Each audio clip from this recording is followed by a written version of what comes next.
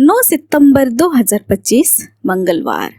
पहला पाठ कलुसियों के नाम संत पौलुस का पत्र, अध्याय 2, पद संख्या 6 से 15। आपने मसीह को प्रभु यीशु के रूप में स्वीकार किया, इसलिए उन्हीं से संयुक्त होकर जीवन बिताएं। उन्हीं में आपकी जड़ें गहरी हो और नींव सुदृढ़ हो। आपको जिस विश्वास की शिक्षा प्राप्त हुई है उसी में दृढ़ बने रहे और आपके हृदयों में धन्यवाद की प्रार्थना उमड़ती रहे। सावधान रहे, कहीं ऐसा ना हो कि कोई आप लोगों को ऐसा खोखले और भ्रामक दर्शन शास्त्र द्वारा बहकाए जो मनुष्यों की परंपरागत शिक्षा के अनुसार है और मसीह पर नहीं, बल्कि संसार के तत्वों पर आधारित है।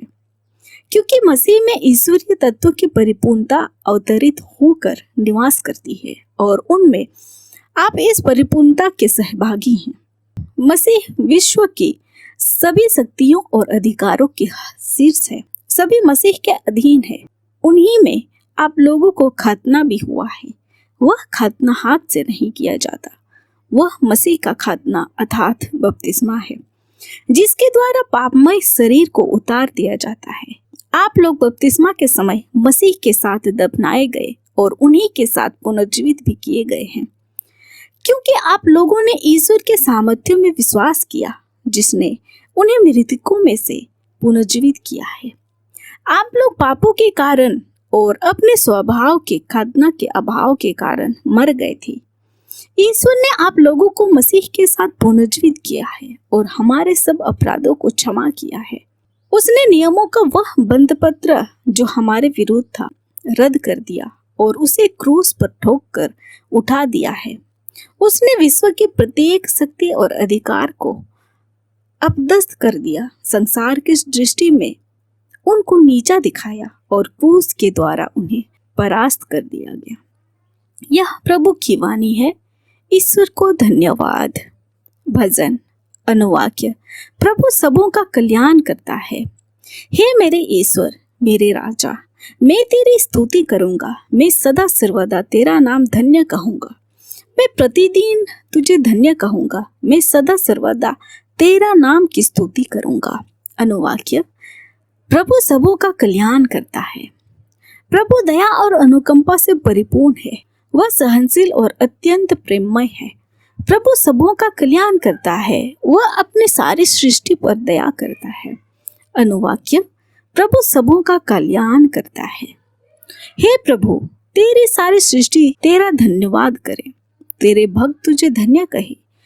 वे तेरे राज्य की महिमा गाए और तेरी सामर्थ्य का बखान करे। अनुवाक्य। प्रभु सबों का कल्याण करता है। जय घोष। हालेलुया। प्रभु कहते हैं, मैंने तुझे चुना है जिससे तुम जाकर फल उत्पन्न करो और तुम्हारा फल बना रहे। हालेलुया। संत लूकस के अनुसार आज का पवित्र सुसमाचार, अध्याय 6, पद संख्या 12 से 19। उन दिनों यीशु प्रार्थना करने के लिए एक पहाड़ी पर चढ़े और वह रात भर ईश्वर की प्रार्थना में लीन रहे। दिन होने पर उन्होंने अपने शिष्यों को पास बुलाया। उनमें से 12 को चुनकर उनका नाम प्रेरित रखा।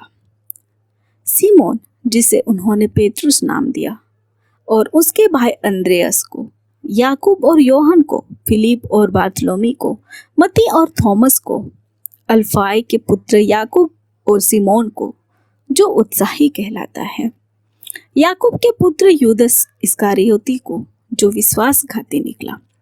यीशु उनके साथ उतरकर एक मैदान में खड़े हो गए। वहां उनके बहुत से शिष्य थे और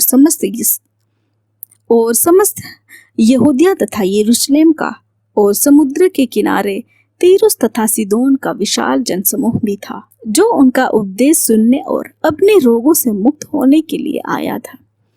यीशु ने अद्भुतग्रस्त लोगों को चंगा किया। सभी लोग यीशु को स्पर्श करने का प्रयत्न कर रहे थे, क्योंकि उनसे शक्ति निकल रही थी और सबको चंगा कर रही थी। यह हमारे प्रभु यीशु ख्रिस्त का सुसमाचार है। ख्रिस्त की जय।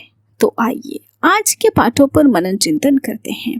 प्रार्थना प्रभु यीशु के जीवन का एक अभिन्न अंग था, जो उन्होंने इस संसार में रहते हुए निरंतर किया। प्रार्थना से ही उन्हें बल और शक्ति मिलती थी, जिससे वे पिता ईश्वर के कार्यों को पूरा कर सके।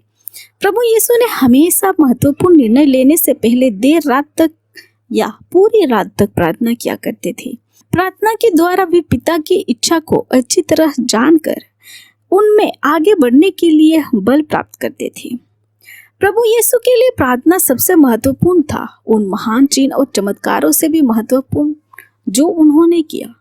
वे एक प्रार्थनामय इंसान थे और इस बात को उनके शिष्यों ने गहराई से जाना। प्रार्थना एक ऐसा मधुर संबंध है जो मनुष्य और ईश्वर के बीच होता है। इस संवाद में दोनों तरफ से विचारों का आदान प्रदान होता है। हम भी प्रार्थना करते हैं, परंतु अधिकतर लोगों की प्रार्थना केवल एक ही तरफा संवाद ही रहता है, जहाँ पर हम केवल अपनी ही बातें करते जाते हैं, परंतु प्रभु हमसे क्या कहना चाहते हैं हम उनकी नहीं सुनते। यही कारण है कि बहुत से लोग प्रार्थना में रुचि नहीं लेते, क्योंकि उन्होंने अभी तक प्रार्थना करना नहीं सीखा है। प्रार्थना वही सफल होती है जहां हम प्रभु के वचनों को भी सुनते हैं। हम प्रभु यीशु के समान सच्चे प्रार्थनामय व्यक्ति बने। आमीन। आप सभी को जय यीशु।